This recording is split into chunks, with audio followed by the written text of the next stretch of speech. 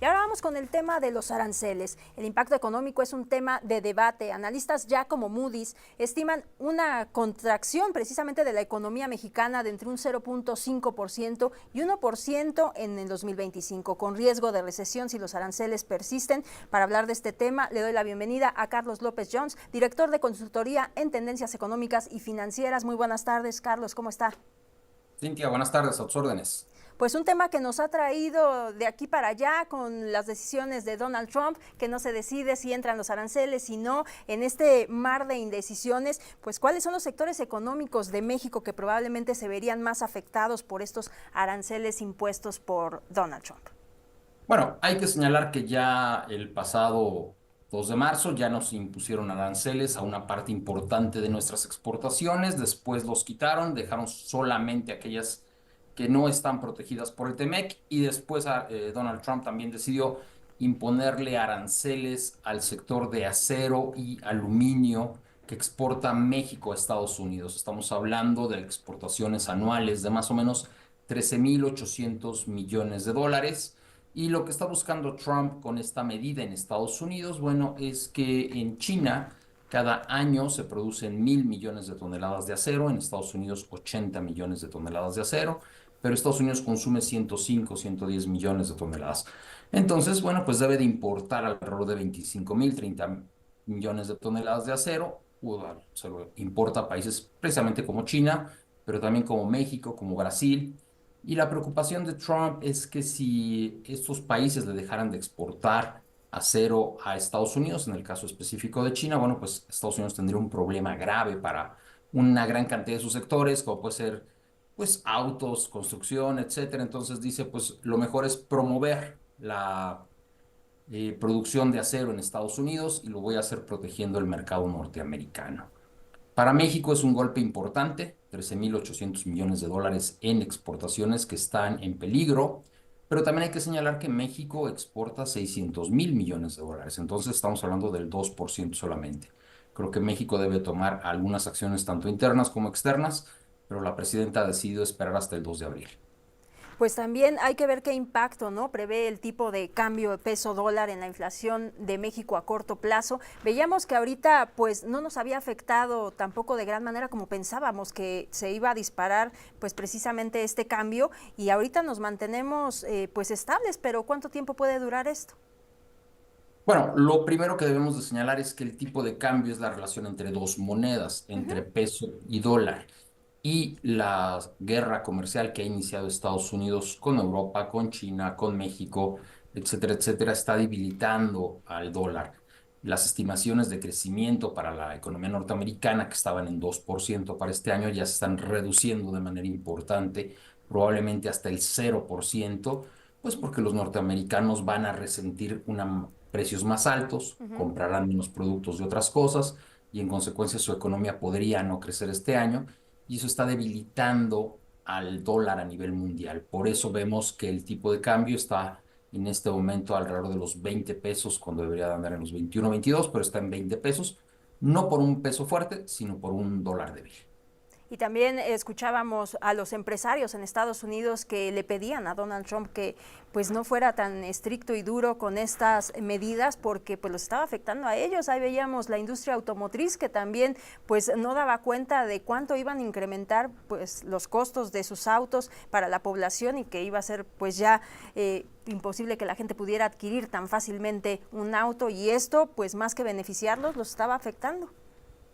Así es, en México el precio promedio de la hora que se paga en nuestras maquiladoras, manufacturas, ronda entre los 5 y los 10 dólares. En Estados Unidos ronda de los 30 a los 40 dólares.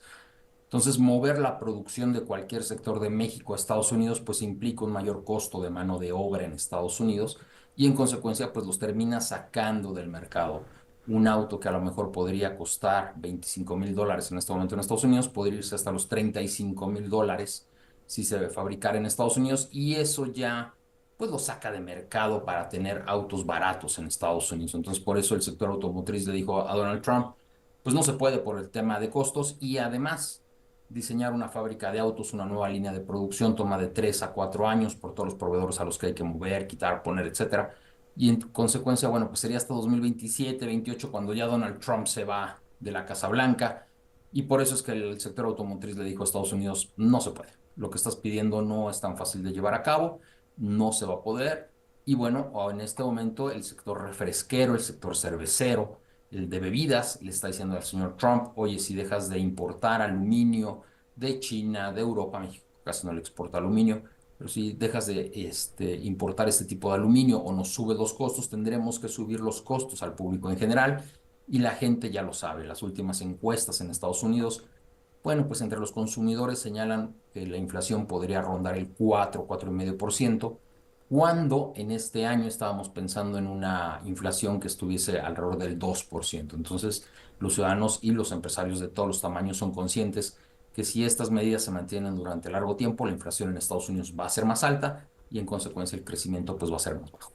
Estoy platicando con Carlos López Jones, él es director de consultoría en tendencias económicas y financieras. Le quería preguntar, ¿cree que México podría diversificar sus mercados de exportación como respuesta a estos aranceles y qué países o regiones serían los más viables para ello?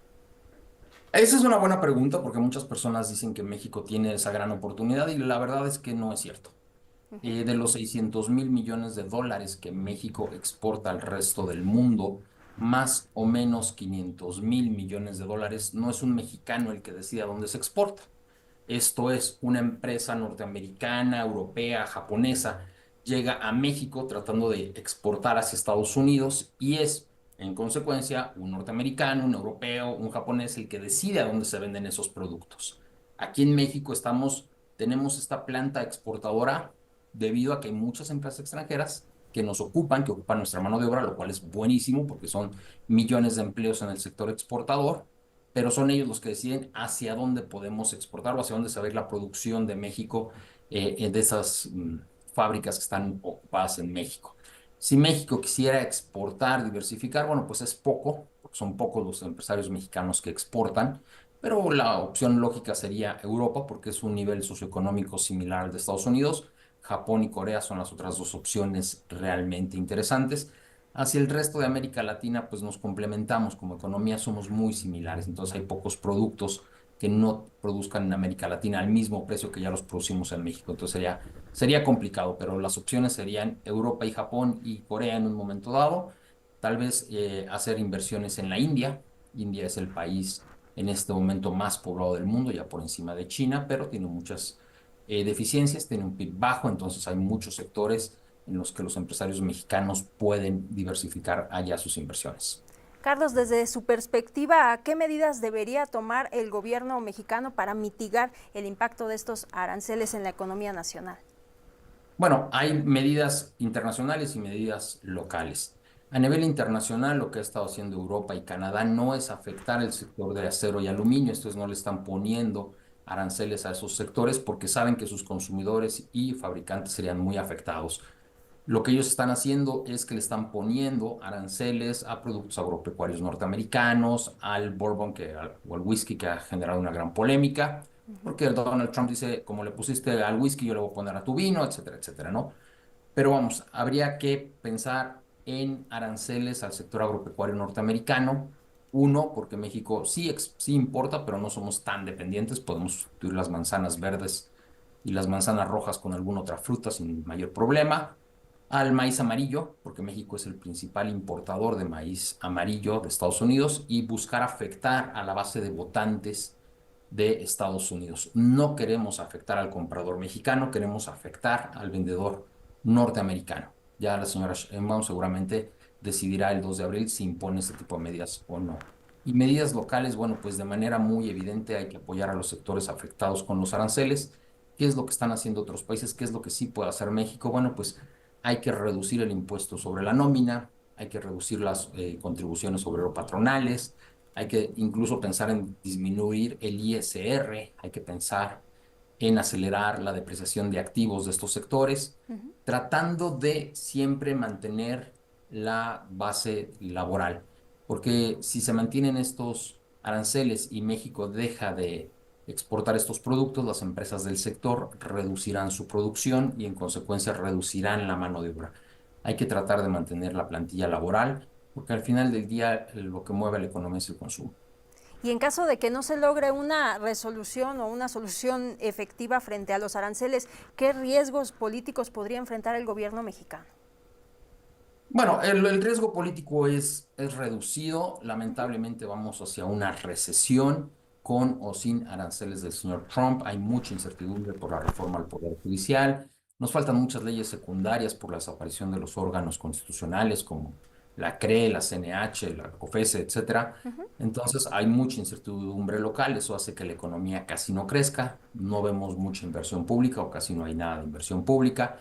Y bueno, si a eso le sumas estas Sí. pues restricciones a las ventas al exterior y sobre todo nuevas inversiones que podrían llegar a México, pues sí, efectivamente vamos a tener una recesión. Esto es un crecimiento, pues una Muy bien. caída en lo que vendemos en México. Si el año pasado alguien vendió 100 autos, pues este año venderá 97, 98. Eso es una recesión, cuando vendes un poquito menos que el año pasado. Pues le agradezco mucho, Carlos López Jones, director de consultoría en tendencias económicas y financieras. Gracias por estar con nosotros, por su tiempo. Gracias a usted, Cintia. A sus Excelente órdenes. tarde. Y recuerde que mañana no abren los bancos, Jenny Valencia. Bueno, antes de ir con Jenny Valencia, voy a una pausa y volvemos con esta nota.